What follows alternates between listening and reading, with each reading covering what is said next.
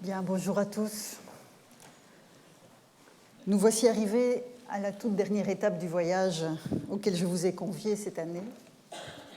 Donc merci d'être là après autant de cours. Et comme je vous l'ai dit d'emblée, il s'agissait d'esquisser ce que j'ai appelé le mode d'emploi du polythéisme grec, un mode d'emploi donc pour appréhender le fonctionnement de ce système. Ce parcours, évidemment, n'avait aucune prétention à l'exhaustivité, une exhaustivité qui, de toute façon, reste largement inaccessible. J'avais simplement l'intention, dans ce parcours, de souligner, d'identifier quelques traits saillants et constitutifs d'un système religieux qui nous reste largement opaque si on lui applique des instruments d'analyse et des notions qui sont inadéquates. Si on applique des notions, des concepts, des représentations inadéquates pour comprendre ce système, il est clair qu'on est incapable d'en identifier les mécanismes et de comprendre son fonctionnement. Alors en ce moment conclusif, mais qui n'est évidemment que provisoirement conclusif, puisque les problématiques que j'ai esquissées cette année ne manqueront pas d'être approfondies dans les années qui viennent. Mais en ce moment donc provisoirement conclusif, je voudrais revenir sur la dimension topique, c'est-à-dire l'ancrage dans le territoire de la relation que les Grecs entretenaient avec leurs dieux, avec les héros, ou avec des entités ancestrales vaguement définies, comme le sont, par exemple, les Tritopatoros dont je vous ai parlé la semaine dernière. Je vais dès lors refermer cette première réflexion sur la tension entre le général et le particulier dans l'étude de la religion grecque, en repartant du point de vue local et de l'importance de cet ancrage local pour définir la relation entre les Grecs et leurs dieux. Et c'est évidemment la dernière fois cette année que l'enquête d'Hérodote, qui nous sert de guide depuis le début de ces leçons, me permettra de circonscrire les termes d'un questionnement que je peux résumer comme suit. Donc la question que je pose aujourd'hui est la suivante. Quand un Grec arrivait dans une cité qui n'était pas la sienne, qu'en était-il de la représentation des dieux qu'il y croisait et de l'accès au culte qu'il voulait éventuellement leur rendre? Donc voilà la question autour de laquelle va s'articuler mon propos d'aujourd'hui.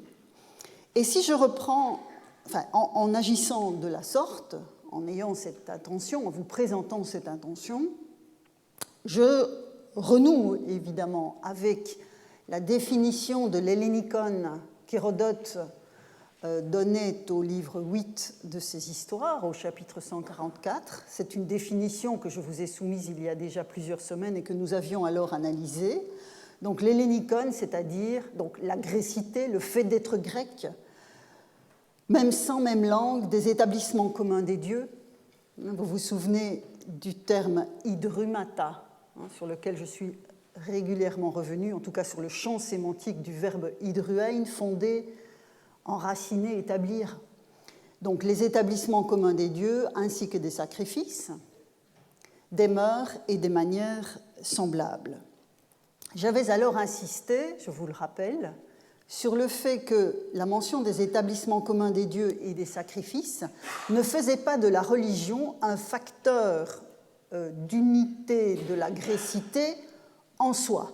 Ce qui était évoqué derrière cette affirmation d'Hérodote, ce qui était évoqué, c'était les sanctuaires panhelléniques où les Grecs, effectivement, avaient choisi de manière concertée d'installer l'un ou l'autre dieu, où ils se réunissaient pour offrir des sacrifices. Donc, la légitimité de la question que je pose aujourd'hui, c'est-à-dire que se passe-t-il quand un Grec arrive dans une cité qui n'est pas la sienne, vient du fait précisément que ce qui est religieux dans cette définition de l'hellénikon chez Hérodote, c'est ce qui relève de la dimension panhellénique. Donc, il faut revenir sur le plan des cités singulières pour tenter d'affronter cette question qui nous ramène évidemment directement dans la question du général et du particulier qui nous occupe maintenant depuis 12 semaines.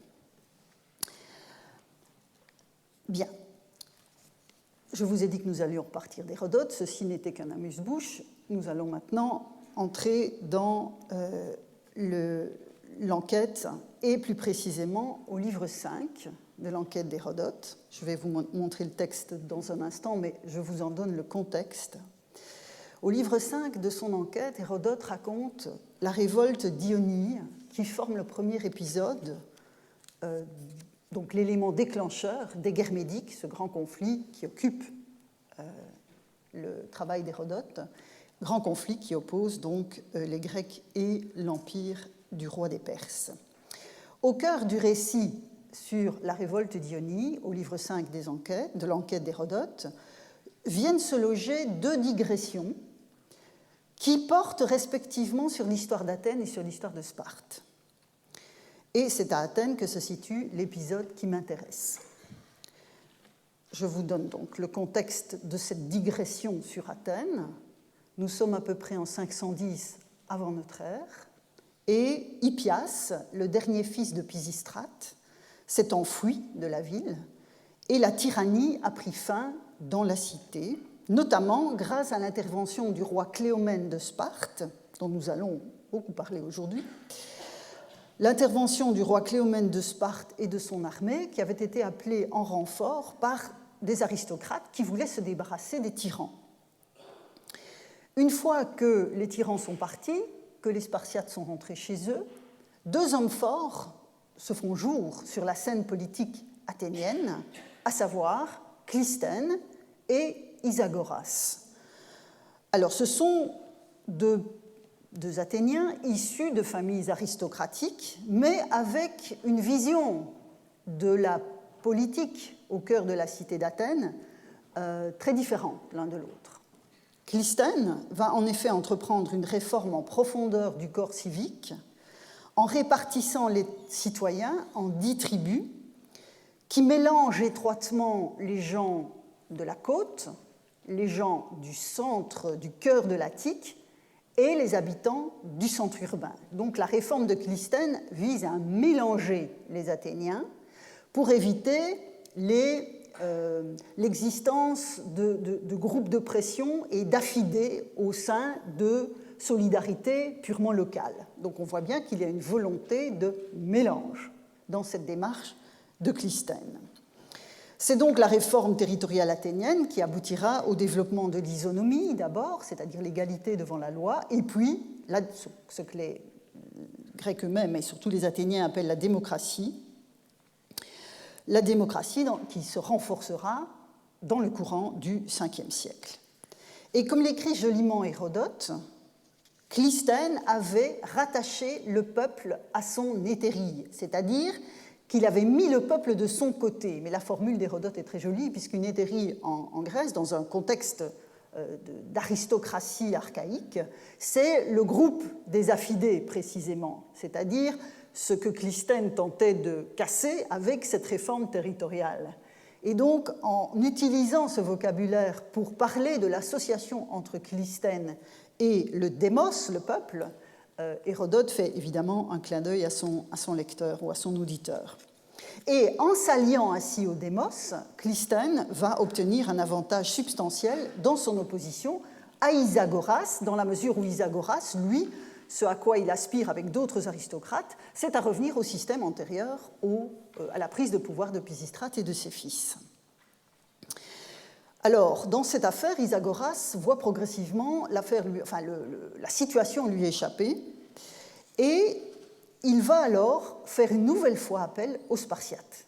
Et donc, Isagoras fait appel à Cléomène, qui était reparti, après l'éviction des tyrans, il était reparti. Il fait à nouveau appel à Cléomène, qui est son allié spartiate, pour se rendre maître d'Athènes, mais finalement, les visées d'Isagoras et de Cléomène sont contrecarrées par le Conseil d'Athènes, puis le reste du démos qui prend fait et cause contre eux. Donc, les Lacédémoniens, les Spartiates, sont renvoyés chez eux, manu militari. Donc voilà le cadre, l'arrière-plan sur lequel s'inscrit le passage que je veux vous soumettre et dont nous allons partir et qui va nous servir de fondement à notre réflexion pendant toute cette leçon. Donc, voici le texte. En effet, au cours de ces journées d'incertitude, où les Spartiates sont là, les aristocrates qui les soutiennent, enfin qui les ont appelés, veulent prendre le pouvoir avec leur aide, pendant ces journées d'incertitude, nous raconte Hérodote, Cléomène, le roi de Sparte, serait monté sur l'acropole d'Athènes, où s'élève l'antique sanctuaire, l'antique temple, l'ancien temple d'Athéna Poléas, la protectrice de la cité. Et je vais lire avec vous le texte en question. Donc, quand il monta sur l'acropole, prêt à s'en rendre maître, parce qu'évidemment c'est ça l'objectif, il était sur le point de pénétrer au cœur du sanctuaire de la déesse pour s'adresser à elle. Alors, la prêtresse, se levant de son trône avant qu'il eût franchi la porte, lui dit « Étranger de Lacédémone, fais demi-tour sans entrer dans ce sanctuaire. Il n'est pas religieusement permis aux Doriens de se présenter là. » À quoi il avait répondu, donc Cléomène, « Femme, je ne suis pas Dorien, mais Achéen, ou Dorieus eimi al Akaios. » Sans tenir compte du présage, il avait tenté l'entreprise et il dut alors retourner sur ses pas, chassé avec les Lacédémoniens. Donc, voilà le texte. Cette scène grandiose du Spartiate montant sur l'acropole d'Athènes. Alors, l'historicité est loin d'être assurée, mais encore une fois, comme souvent, quand l'historicité n'est pas assurée, il y a quand même une accumulation d'éléments qui sont absolument fondamentaux pour nous, pour alimenter notre réflexion sur les représentations qui sont mobilisées de cette manière. L'historicité n'est pas davantage assurée pour une autre scène du même type, qui met en jeu à nouveau Cléomène de Sparte, mais qui se passe cette fois-ci à Argos. Parce que Cléomène a fait cette démarche sur l'acropole d'Athènes, mais d'après Hérodote, il a fait de même dans la cité d'Argos, ou plutôt juste à l'extérieur de la cité, où s'élevait l'Héraïon, c'est-à-dire le sanctuaire d'Héra, la divinité tutélaire de la cité d'Argos. Et il se serait rendu, donc là nous sommes au livre 6, chapitre 81, il se serait rendu, donc le même Cléomène, dans l'Héraïon, dans l'intention de sacrifier. Et je lis le texte avec vous. Alors que Cléomène désirait sacrifier lui-même sur l'autel, le prêtre l'interpella en lui disant qu'il n'était pas religieusement permis à un étranger de sacrifier en ce lieu. Cléomène ordonna aux ilotes qui éloignaient le prêtre de l'autel de le flageller, tandis que lui-même procédait au sacrifice. Donc voilà les deux textes dont je veux partir, celui sur Athènes, qui va nous retenir davantage, mais celui-ci aussi, dans la mesure où il est en quelque sorte le pendant de la scène sur l'acropole d'Athènes. Et après ce passage, Hérodote nous dit que les Spartiates repartent chez eux. Or, l'intention affichée de Cléomène au départ, puisque nous sommes au livre 6, donc dans ce contexte du livre 6, qui n'est plus celui d'Athènes et de la crise entre Clisthène et Isagoras, l'intention première de Cléomène était de s'emparer d'Argos, donc de s'emparer de la cité elle-même, à la suite d'un oracle qui lui avait semblé favorable. Et puis, en fait, il n'a pas pris Argos, il est reparti à Sparte. Et arrivé dans sa cité de Sparte, il doit évidemment se défendre auprès de ses concitoyens de ne même pas avoir tenté de s'emparer d'Argos. Et sa défense nous intéresse car elle fait le lien avec un aspect de ce sacrifice offert à l'Héraïon qu'Hérodote avait laissé complètement dans l'ombre.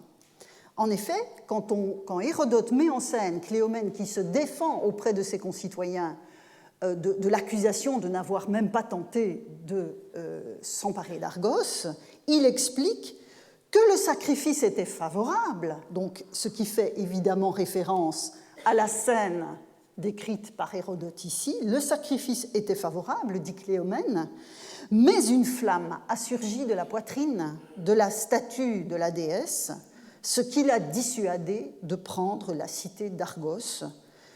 Et il ajoute qu'il l'aurait fait, essayer de prendre la cité d'Argos, si la flamme était sortie de la tête, c'est-à-dire que le présage aurait pu être interprété autrement.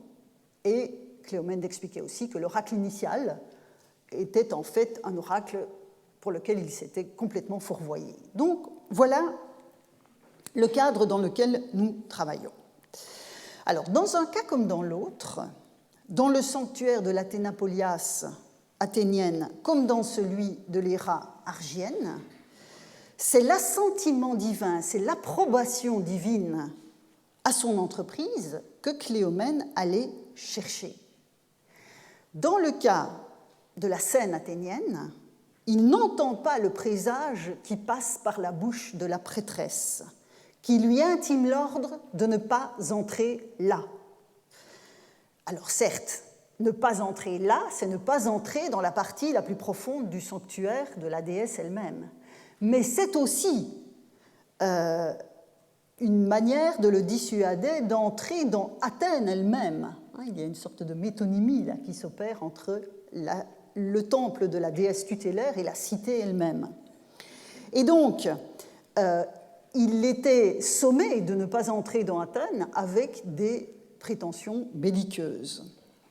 Et il ne suit pas le présage avec les conséquences que j'ai évoquées tout à l'heure. Dans le cas d'Argos, en revanche, il suit le présage qui est envoyé par la déesse avec cette flamme qui sort de la poitrine de sa statue. L'économie narrative, vous l'aurez remarqué, l'économie narrative des deux épisodes n'est pas tout à fait la même. Dans un cas, on a la prêtresse qui se lève de son trône, qui lui dit « Tu ne peux pas entrer dans le sanctuaire, les Doriens n'y sont pas autorisés ». Dans l'autre cas, c'est le prêtre qui lui dit « Non, non, non, non, un étranger ne peut pas sacrifier ». Donc l'économie narrative des deux épisodes n'est pas tout à fait la même, mais l'une et l'autre scène jouent sur des prescriptions sacrificielles qui sont bien connues qui étaient bien connues par les lecteurs ou les auditeurs d'Hérodote.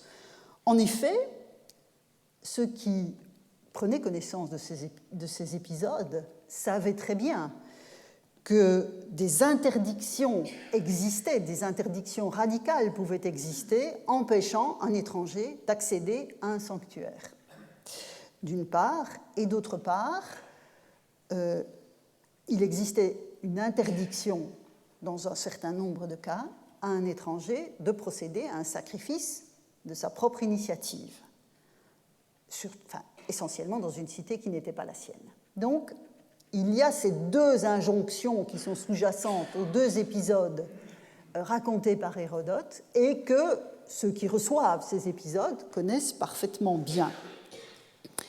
En effet, quand on reprend l'expression qui est utilisée par Hérodote dans le passage du livre 6, vous voyez « Ukosioneina xeino autotituein », il n'est pas religieusement permis à un étranger de sacrifier en ce lieu, ce n'est pas une interdiction d'accès comme telle.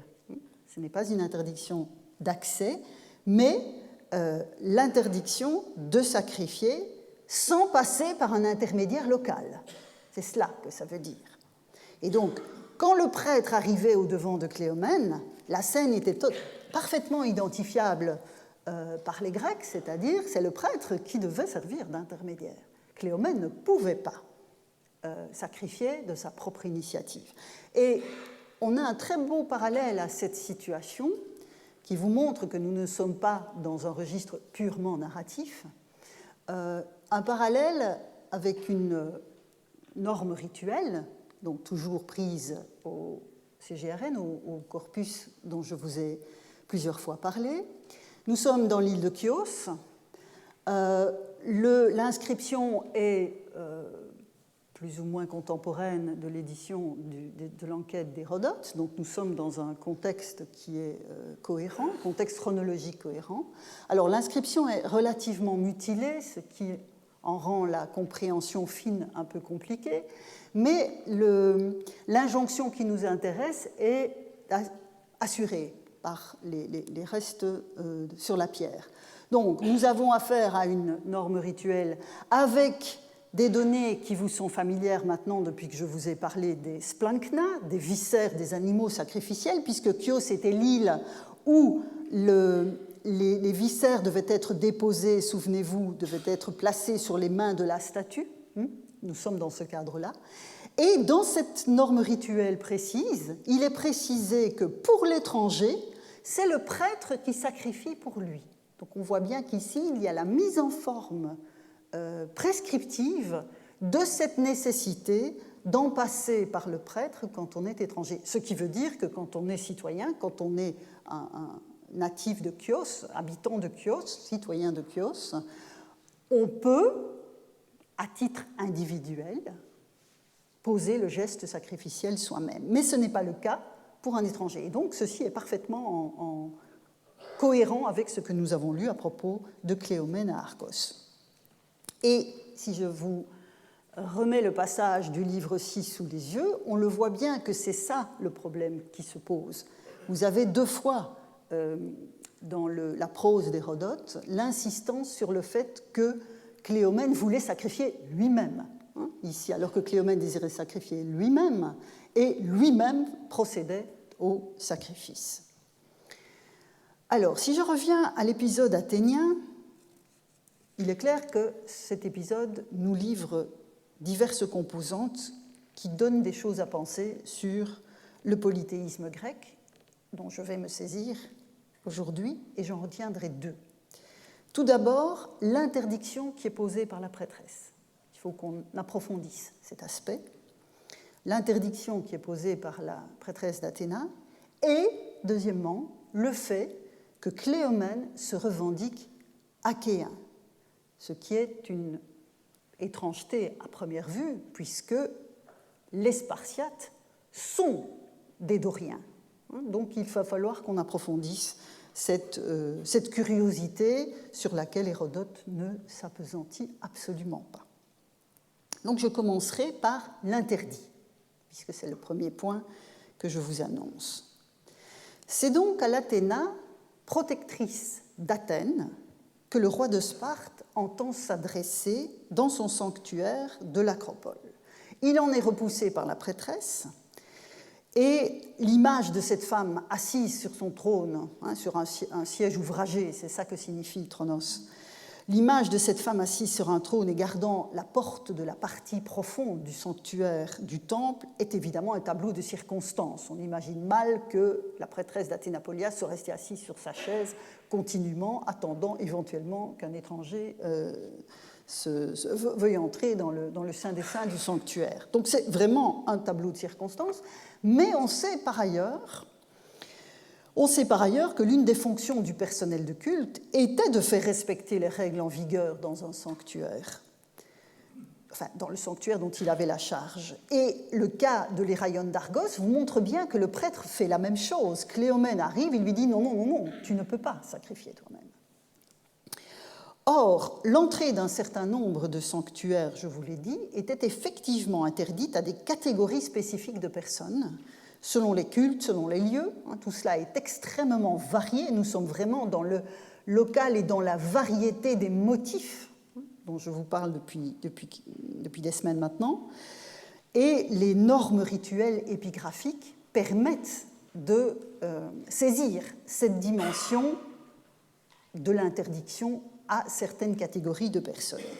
Alors, pour être précise, certains de ces interdits sont associés à des règles de pureté très strictes ou à l'obligation d'être initié quand nous avons affaire à un culte de type électif. Donc ça, ce sont des circonstances précises, des règles de pureté qui sont particulièrement contraignantes dans le cadre de certains cultes ou l'obligation d'avoir subi l'initiation pour accéder à un culte qui l'impose. Donc ça, ce sont des cas que je laisse de côté dans mon propos d'aujourd'hui.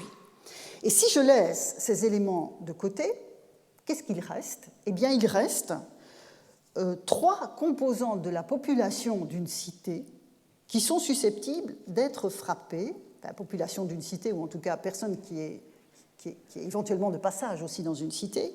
Donc 3 composantes sont susceptibles d'être frappées d'une interdiction explicite d'accès dans un sanctuaire. Ce sont les étrangers, on va y venir, les femmes et les esclaves.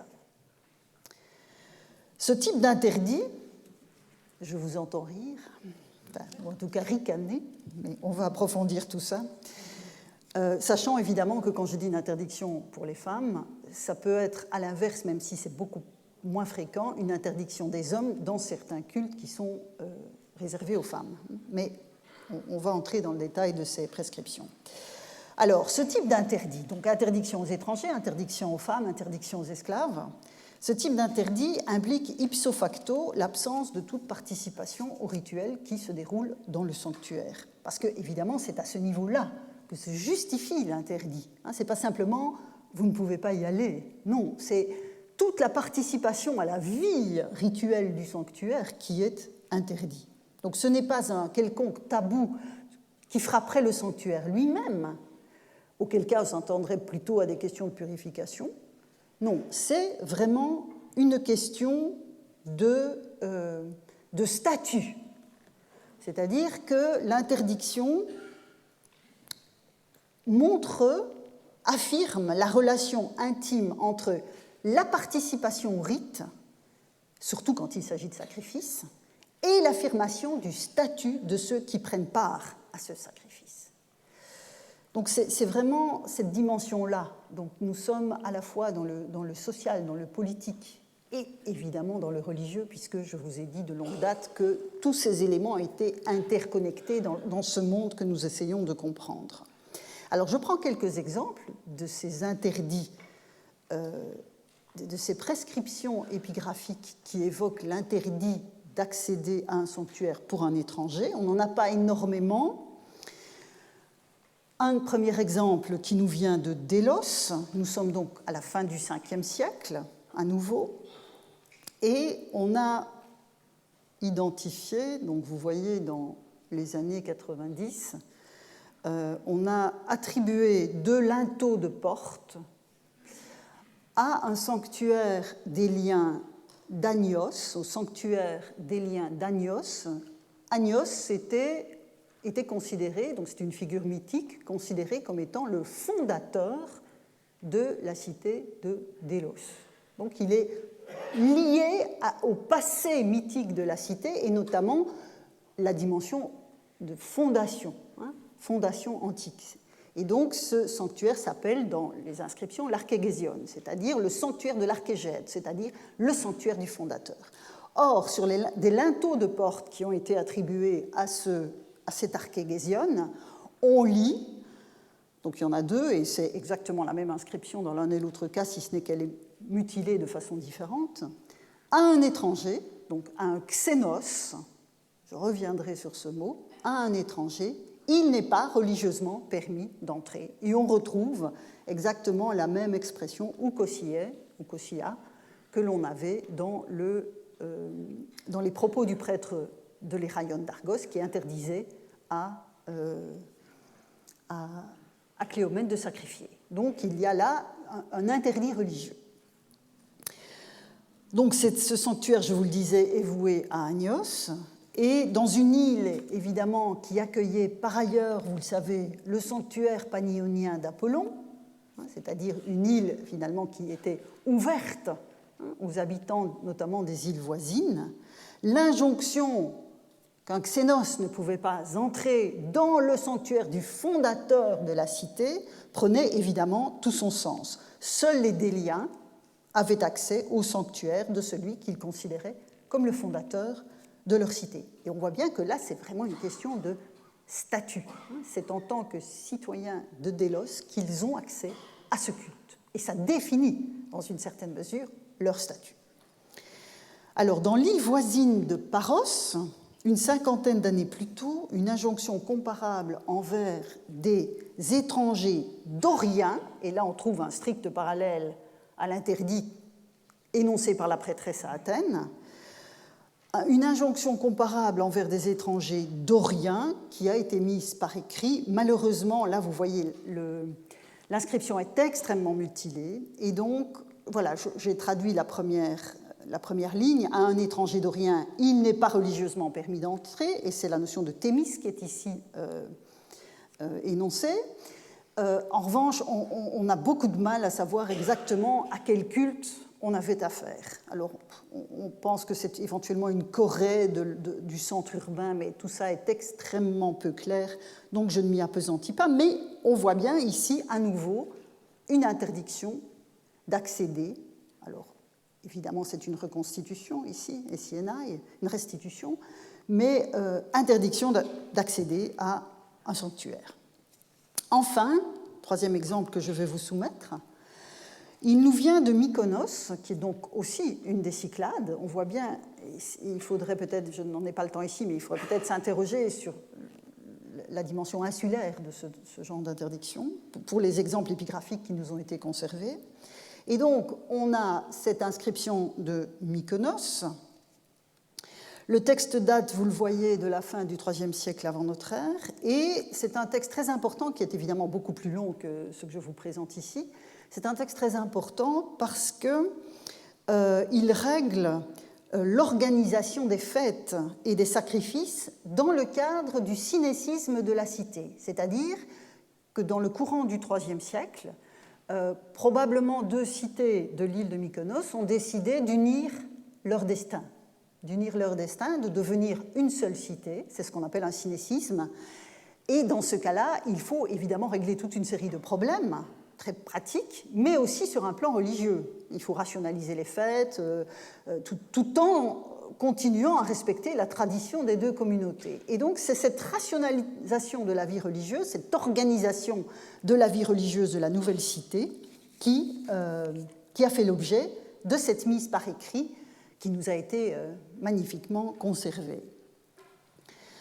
Alors, dans le cadre de cette réorganisation, on voit donc, et cette réorganisation apparaît dans l'inscription sous la forme d'un calendrier. C'est-à-dire qu'on voit les différents mois de l'année qui sont présentés avec différents sacrifices, différentes fêtes, et le type d'animaux qu'il faut offrir aux dieux qui sont concernés par ces différentes fêtes. Alors, on lit la traduction ensemble. Le 11, alors c'est du mois Lénaïon, lors de l'assemblée, assémélait un petit de l'année, donc un jeune animal. On en fait 9 parts. Je n'ai pas résisté, j'aurais pu commencer mon texte un peu plus bas, mais je ne résiste pas évidemment au plaisir de vous montrer un parallèle tuto enateuein à ce dont nous avons parlé la semaine dernière à propos des tritopathoros. Souvenez-vous, les tritopathoros impurs recevaient la 9e part. On voit bien ici que dans le cas de Sémélé, la mère mortelle de Dionysos, on a une manipulation de ce type-là. Bien, je referme ce rappel par rapport à la leçon de la semaine dernière et je continue. Le 12, à Dionysos l'aîneus, donc c'est-à-dire une épiclèse qui renvoie au nom du mois, donc à la fête qui s'y célèbre, un petit de l'année, pour les récoltes, vous voyez, Hypercarpone, pour les récoltes, à Zeus Chtonios et à Gai Chtoniae, des petits de l'année de couleur noire écorchée. Cela n'est pas religieusement permis à un étranger et la viande est à consommer sur place. Donc vous avez ici l'expression xéno ou thémis. Donc à nouveau, cette interdiction religieusement fondée. Ce qui m'intéresse, ce sont évidemment les sacrifices pour le Zeus Chtonios et la Gai Chtoniae, puisque c'est à ce moment-là qu'il est indiqué dans cette longue inscription que les étrangers ne sont pas autorisés à participer. C'est donc un sacrifice à un Zeus de l'humus et à une terre de l'humus, puisque derrière Chtonios et Chtoniae, vous avez le terme grec chtone, qui signifie cette couche noire et fertile qui est favorable à la croissance des végétaux. Et donc c'est ce Zeus de l'humus et cette terre de l'humus qui sont honorés en l'occurrence par des jeunes animaux noirs. Noir, on voit bien le symbole de la couleur qui s'opère avec cette noirceur de l'humus, mais c'est un noir porteur d'espérance, puisque ce sont les récoltes à venir, Huper Carpone. Et donc dans ce cadre qui met en jeu la subsistance de la communauté de façon immédiate, c'est pour cette circonstance-là, c'est dans cette circonstance-là que la cité de Mykonos a décidé d'exclure les étrangers. C'est une manière de mettre l'accent sur la communauté elle-même, et vous remarquerez que l'injonction à consommer les viandes sur place, que l'on trouve ailleurs, même quand des étrangers ne sont pas interdits, ce n'est pas une exception. Mais néanmoins, ce que je veux souligner ici, c'est que l'injonction à consommer la viande sur place va accentuer encore cette dimension communautaire, locale, qui est liée à ce sacrifice pour le Zeus de l'humus et la terre de l'humus. Donc, dans la documentation que nous avons conservée, les prescriptions qui explicitent de la sorte des exclusions sont, il faut bien le dire, relativement rares. Que ce soit l'exclusion des étrangers, je vous ai montré l'essentiel du corpus épigraphique qui les concerne, que ce soit donc l'exclusion des étrangers, des esclaves, des femmes ou, je vous l'ai dit tout à l'heure, des hommes s'il s'agit d'un culte spécifiquement féminin, ce genre d'interdit est donc assez rare. Et face à ce type de texte, l'interprétation peut varier selon le point de vue qui est adopté par le chercheur. En effet, que fait-on face à une injonction d'interdit ? Eh bien, soit on peut considérer que ceux qui sont ponctuellement interdits sont habituellement admis, et la prescription négative vient sanctionner quelque chose d'exceptionnel. Mais on ne peut pas totalement se satisfaire de ce point de vue, et on pourrait considérer que dans des cas particuliers, il est obligatoire, pour des raisons qui nous échappent, de consigner explicitement une pratique qui jusque-là était implicite. On ne peut pas exclure cette deuxième option. Donc ce sont des injonctions négatives qui sont très délicates à comprendre et surtout très difficiles à généraliser. Nous sommes là dans les limites de cette tension entre le général et le particulier, c'est-à-dire que les décisions qui sont prises sur le plan local, donc d'un point de vue particulier, ne sont pas forcément généralisables. Et donc on ne peut pas dire de façon brutale « Ah, si on a une prescription négative, ça veut dire qu'habituellement la prescription est positive, mais que dans le cadre de ce culte, elle est exceptionnellement négative. » C'est une possibilité, mais ce n'est pas nécessairement généralisable. Donc, je ne m'engagerai pas dans le détail de ce débat, mais le caractère conjoncturel de nombre d'inscriptions de ce type laisse entendre que les deux options que je viens de vous soumettre peuvent être potentiellement valides et que l'on aurait tort d'ériger en règle unique ce qui peut relever de ce que j'appellerais une écologie rituelle locale. Ce sont les motifs sur la trame. Et le cas de Mykonos, et je vais très provisoirement quitter la question des étrangers pour y revenir tout à l'heure, mais le cas de Mykonos est tout à fait exemplaire, car si la communauté a ressenti le besoin de préciser que pour tel sacrifice, celui de Zeus, Chtonios et de Gektonié, les étrangers n'étaient pas admis, c'est aussi dans cette inscription que l'on trouve l'un des quelques 10 textes, il n'y en a pas plus, qui souligne une interdiction faite aux femmes. Et donc, comme nous étions à Mykonos, j'y reste un bref moment pour essayer de comprendre ce qui peut motiver ce genre d'interdiction, donc au-delà de la généralité qui est toujours délicate à affirmer. Je lis le texte avec vous. Donc, nous sommes remontés dans l'inscription, puisque tout à l'heure nous étions alentour de la ligne 25, ici nous sommes à la ligne 5, de la ligne 5 à la ligne 11. Et donc nous sommes au mois Posidéon, le 12 Posidéon, donc qui est un mois d'une fête de Poséidon, comme le nom l'indique, à Poséidon Téménites, un bélier qui l'emporte par sa beauté, de couleur blanche, non castrée. Le bélier n'est pas amené dans la cité, le dos et l'omoplate sont entaillés, on verse une libation sur l'omoplate. Ce genre de littérature vous est maintenant habituel avec tout ce que je vous ai déjà montré de prescription épigraphique. Au prêtre, la langue et l'épaule, donc voilà la part du prêtre. Le même jour, donc toujours le 12 de Posidéon, à Poséidon Phykios, donc ce n'est plus le Théménithès cette fois, c'est un Phykios, donc on voit les deux épiclèses de Poséidon, un agneau blanc non castré. Ce n'est pas religieusement permis à une femme, Gunaiki ou Thémis. Donc vous voyez, tout à l'heure on avait Xéno ou Thémis, ce n'est pas religieusement permis à un étranger. La formule est exactement la même, mais cette fois pour une femme. Ce n'est pas religieusement permis à une femme. Et sur la taxe des poissons, vous voyez, on a de tout, hein, tous les plans sont mélangés dans ce genre de prescription qui doit régler les aspects pratiques de la vie rituelle. Donc sur la taxe des poissons que le Conseil donne 20 drachmes quand il achète les animaux sacrificiels. Donc dans ce cas précis, l'obligation de clarifier des prescriptions dans le cadre d'un travail de fond sur le calendrier rituel, hein, je vous ai expliqué, le cadre du synécisme impose ce travail de fond, explique pour une part la nécessité d'identifier ces différentes injonctions. Et je vais revenir sur le cas du Poséidon Phykios dans un moment. D'autres cas sont moins clairs. Je vous remontre de ce point de vue une inscription que nous avons vue la semaine dernière. C'était le parallèle que j'avais utilisé pour la découpe en 9e part, de la 9e part pour les Tritopatauros. Je vous avais dit, pour Héraclès Stasios au début du 5e siècle, on avait l'injonction qu'il n'est pas permis de faire une division en 9 parts. Mais ce que je n'avais pas mis en évidence à ce moment-là, parce que ce n'était pas dans mon propos immédiat, mais que je convoque ici, c'est qu'il y avait une autre interdiction, enfin plusieurs autres interdictions. Cette inscription n'est faite que d'interdictions, et une de celles-là, c'est « Il n'est pas religieusement permis aux femmes de participer ou des Gunaiki Thémis ». Donc à nouveau, ce ou Thémis, Gunaiki ou Thémis.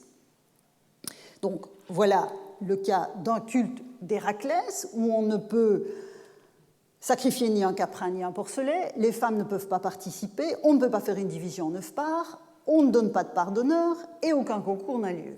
Bon, on se demande un peu ce qu'on fait, hein, il faut bien reconnaître. Et c'est une inscription qui a fait couler des litres d'encre. Donc ce qui m'intéresse juste ici, c'est de vous montrer un parallèle à cette injonction. En voici un autre qui nous vient cette fois de Phocide, donc nous sommes en Grèce centrale, à Élatée, et l'inscription est datée de la fin du 5e siècle. Elle est très brève, et il est mis donc, sur cette prescription dans le sanctuaire des seigneurs, les anakos, l'anakeion, le sanctuaire des seigneurs. Celui qui sacrifie peut dresser une tente, mais une femme ne peut pas entrer. Voilà, c'est la seule chose que l'on connaît de cet anakeion d'Élatée. Donc une femme ne peut pas entrer. Cette fois-ci, on n'a pas le registre de Thémis ou d'Osios, on a donc simplement Gunaïka, mais parimène. Donc elle ne peut pas y aller. Donc voilà le genre de texte auquel nous avons affaire à propos de ces interdits. Donc ce sont des informations absolument précieuses, mais très difficiles à interpréter. Alors dans ces trois cas, donc celui de Mykonos, celui de Thasos et celui d'Élatée, le profil du dieu peut sans doute expliquer pour partie l'interdiction d'intégrer des femmes à la communauté sacrifiante, parce que c'est évidemment ça, je le répète, qu'implique l'interdiction. Ce n'est pas simplement que les femmes ne peuvent pas mettre le pied dans le sanctuaire, enfin si, c'est ça aussi, mais c'est surtout qu'elles ne peuvent pas faire partie de la communauté sacrifiante. Alors, nous ne disposons pas d'informations, je vous le disais, sur les seigneurs d'Élatée, ni sur cet Héraclès thasien qui n'accepte pas grand-chose, mais, et je vous avais dit qu'on y reviendrait, du côté du Poséidon Phykios, nous pouvons peut-être davantage soulever le rideau et essayer de comprendre. En fait, le Poséidon Phykios est un dieu des algues. C'est ça que signifie Phykios. Des algues, donc des produits de la mer, hein, ce qui correspond bien au profil attendu d'un Poséidon. Ce dieu des algues donc, reçoit un animal non castré, c'est-à-dire dont la dimension mâle est particulièrement soulignée. Or, vous devez savoir que dans les prescriptions rituelles sacrificielles, les mâles qui sont habitués, quand des animaux mâles sont offerts, en général, ils sont castrés. Par défaut, c'est ce qui est offert. Et ici, on a évidemment une emphase, un accent qui est mis sur le fait que l'animal, pardon, c'est celui-ci, mais pour le Téménithès, vous voyez que c'était la même chose, l'animal doit être non castré. Et il est acheté, et c'est pour ça que j'ai laissé cette injonction fiscale, il doit être acheté, cet animal non castré, sur la taxe des poissons. Donc c'est lié à l'activité de la pêche. Et donc on pressent que le caractère exclusivement mâle de la communauté sacrifiante renvoie à la communauté des pêcheurs, qui est évidemment surdéterminée par les prescriptions rituelles. C'est à un dieu de la mer masculin que l'on offre un animal non castré, et dans cette communauté sacrifiante-là, les femmes ne sont pas admises. On ne peut s'empêcher de penser au refus absolument ferme qu'ont longtemps opposé certains équipages de bateaux de pêche à l'idée d'accueillir une femme à bord. Je me demande s'il n'y a pas, et c'est quelque chose qui traverse, qui transcende pas mal de cultures. Et donc je me demande s'il n'y a pas là, dans cette injonction, cet interdit aux femmes de participer à la communauté sacrifiante, une sorte de transfert de ce caractère masculin surdéterminé par l'activité en question et par le dieu auquel on offre cet animal. Donc voilà pour vous montrer que quand on dispose d'un certain nombre d'éléments, on peut aller un peu plus loin dans la compréhension de ce genre d'injonction, mais évidemment, quand on est limité à ça, on ne peut pas dire grand-chose, et même dans ce cas-ci, c'est relativement compliqué. Ceci dit, à Élaté, les femmes ne peuvent pas accéder à l'anakeion. Dans le culte de l'Héraklestasios, elles ne peuvent pas non plus participer aux cérémonies, mais je pourrais aussi vous parler d'un culte des Anakès en Attique où aucun interdit de ce type n'accompagne les prescriptions sacrificielles qu'on lui connaît. Je pourrais aussi vous parler d'autres cultes d'Héraclès ou même de cultes de Poséidon où la présence des femmes ne semble pas poser problème. Donc là encore, il est extrêmement délicat de généraliser à l'excès, ce qui relève du choix spécifique d'un groupe à un moment de son histoire, pour des raisons qui, malheureusement, risquent de nous échapper à tout jamais, sauf dans quelques cas un peu plus favorables, où nous avons un faisceau d'éléments qui nous permet d'avancer. Je referme la parenthèse sur ces interdits faits à la participation des femmes, et j'en reviens maintenant à la question des étrangers, et aux deux textes d'Hérodote dont je suis partie, car leur arrière-plan relève d'une règle générale. Là, pour le coup, on a une règle générale, qui est celle de la place d'un grec dans une cité qui n'est pas la sienne. Et j'en reviens au questionnement qui est le mien aujourd'hui. Car le xénos, vous avez vu que c'est ce vocabulaire qui est utilisé dans les inscriptions et dans le texte d'Hérodote, le xénos, c'est l'étranger avec lequel il est possible d'entrer en relation dans un partage de références communes, ne fût-ce que la langue parlée et un arrière-plan culturel partagé. Donc un xénos, c'est avant tout un hôte, c'est quelqu'un qu'on accueille, et c'est essentiellement un grec. Mais il vient d'une cité différente, et donc il est étranger. Mais avec xénos, on a cette ambivalence du terme que l'on traduira à la fois par étranger et par hôte, des mots qui sont extrêmement différents dans notre vocabulaire, mais qui se ramènent à une seule notion dans le vocabulaire grec. Or, il est clair que la xénia, qui est le substantif en rapport avec xénos, la xénia ne signifie jamais l'étrangeté. La xénia, c'est l'hospitalité. Donc on voit bien que c'est cette dimension qui est mise en évidence. Donc la traduction de xénos par étranger n'est pas totalement satisfaisante, surtout en un temps, le nôtre, où le terme s'est chargé de tout le poids d'une altérité distante. Il faut bien dire que c'est extrêmement délicat aujourd'hui de traduire xénos par étranger. Et je vous donne un bref exemple, un exemple qui fait écho à ce dont je vous ai parlé jusqu'ici. Par exemple, dans le texte d'Hérodote, Isocrate, dans sa relation avec Cléomène, puisque je vous ai dit que c'était Isocrate qui rappelait Cléomène pour essayer de prendre le pouvoir à Athènes, En fait, Cléomène, qui est donc lacédémonien, est donc un xénos, comme le dit la prêtresse. Xénos, tu n'entres pas ici. C'est le xénos d'Isocrate, c'est-à-dire qu'il est son hôte. Et donc, vous voyez toute l'ambiguïté de cette notion. Alors, le xénos, j'en arrive à lui, n'avait pas accès au rouage politique d'une cité dont il n'était pas citoyen, et les cités prévoyaient dès lors des mécanismes d'intermédiation. On l'a vu avec le prêtre tout à l'heure à Chios qui va faire le sacrifice pour l'étranger. Parce que l'accès aux institutions religieuses n'allait pas de soi non plus. Les deux sont extrêmement liés, on ne peut pas dissocier. Si vous voulez, c'est la même logique qui prévaut, l'interdiction d'accéder au rouage politique de la cité et à ce que nous différencions comme étant des institutions religieuses, c'est un seul et même problème, enfin une seule et même problématique dans la cité antique. Donc cet accès aux institutions religieuses n'allait pas nécessairement de soi, mais avant d'en arriver à un interdit pur et simple, comme dans les quelques cas que nous avons vus, il y avait un éventail de mesures permettant à ce type de visiteurs, ce type de xénoi, d'accéder aux différents sanctuaires et aux feux sacrificiels d'une cité qui l'accueillait, donc on l'a vu à propos de Chios. Par la manière dont il met Cléomène en scène, tant sur l'acropole d'Athènes que dans la plaine argienne, Hérodote joue habilement sur deux plans. Et j'en reviens à la substance narrative du texte d'Hérodote.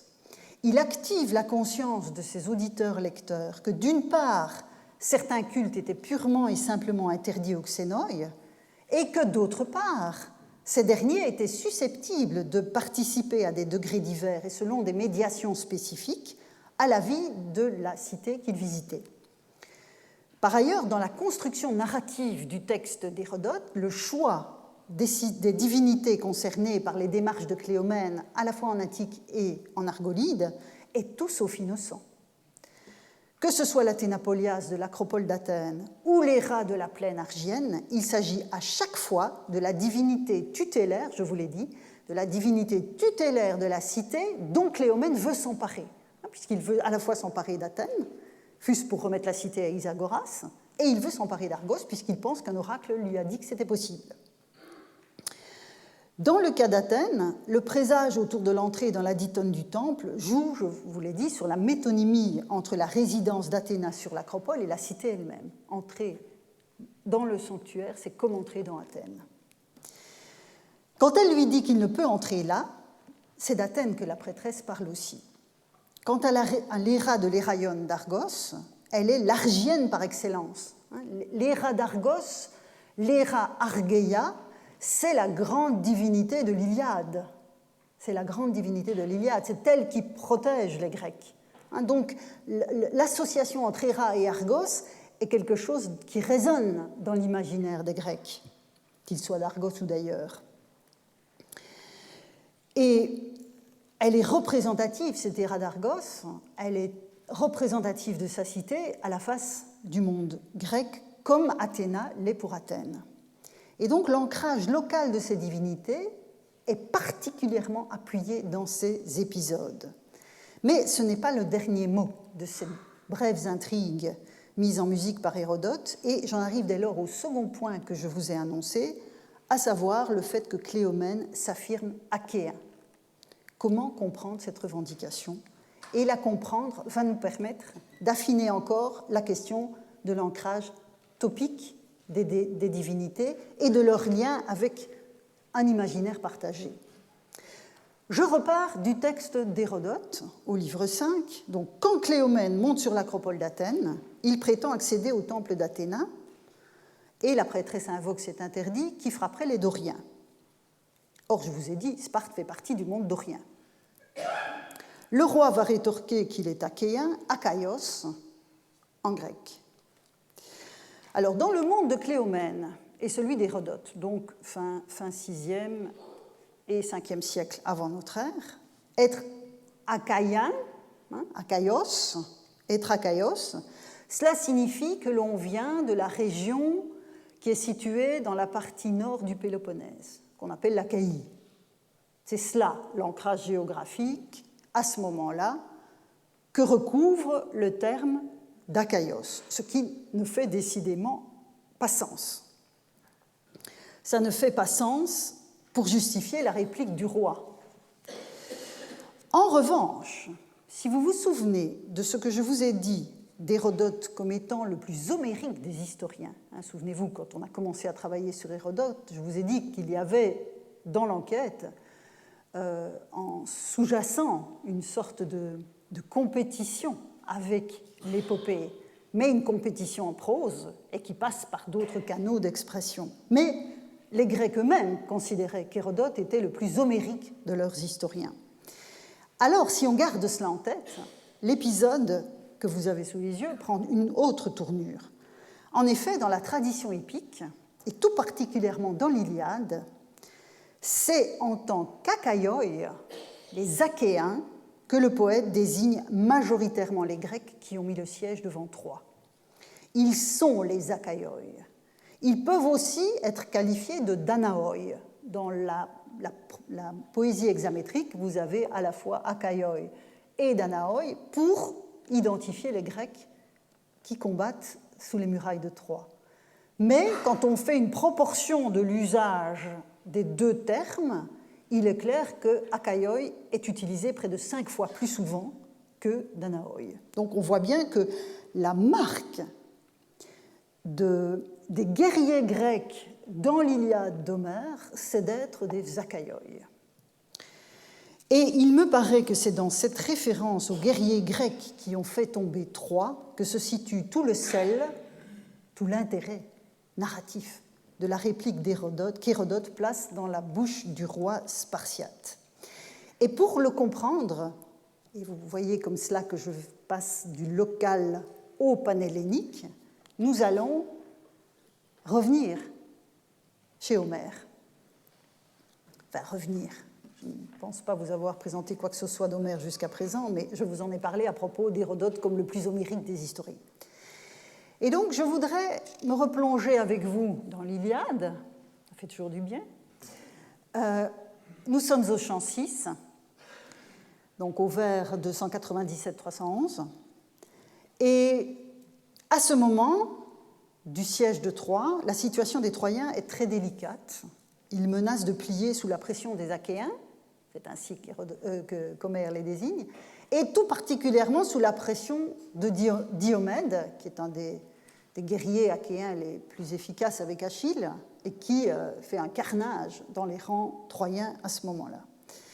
Et Hector, donc le champion des Troyens, s'en va parler à sa mère, la reine Écube, pour qu'elle aille avec les anciennes de Troie prier Athéna, dont le temple est sur l'acropole de la ville.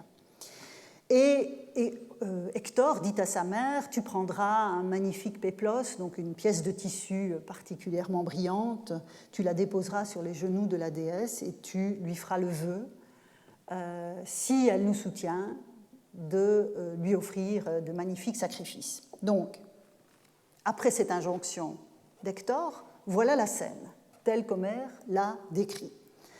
Je lis avec vous.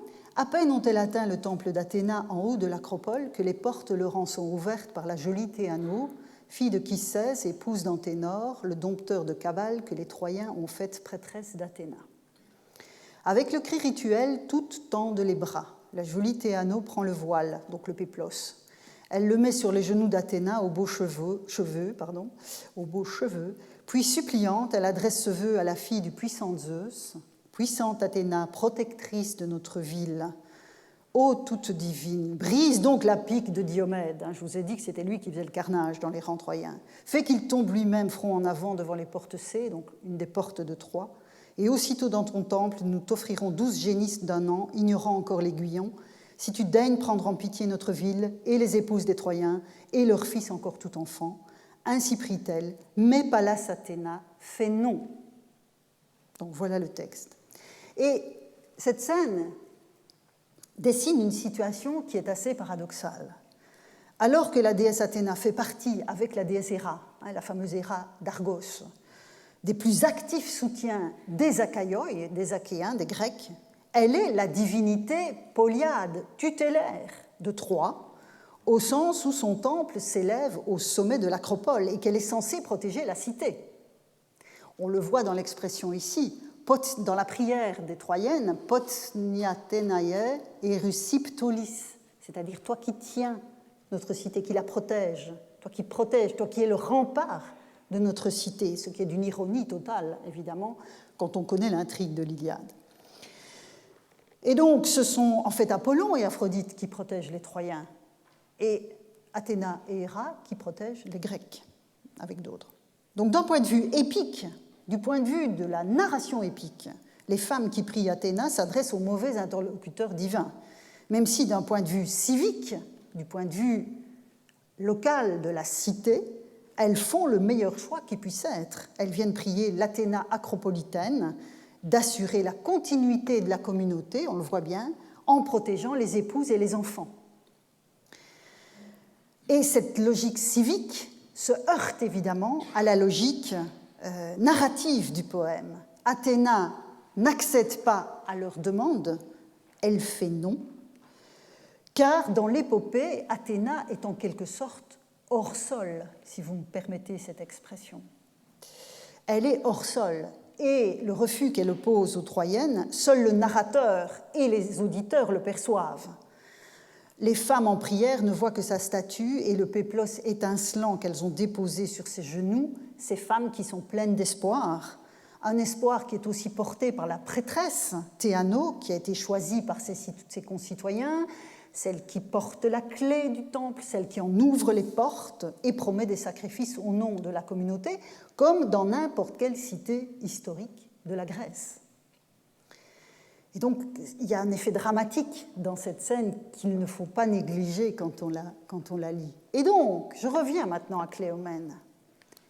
Dans la scène de Cléomène montant sur l'acropole d'Athènes, en fait, c'est le oui d'Athéna à son entreprise de conquête que vient chercher le roi de Sparte. Ou plutôt, si je conserve le strict parallèle avec le chant 6 de l'Iliade, il vient quérir un non de la part de la déesse et son refus d'assurer la protection de sa propre cité, comme l'Athéna qui tenait l'acropole de Troie.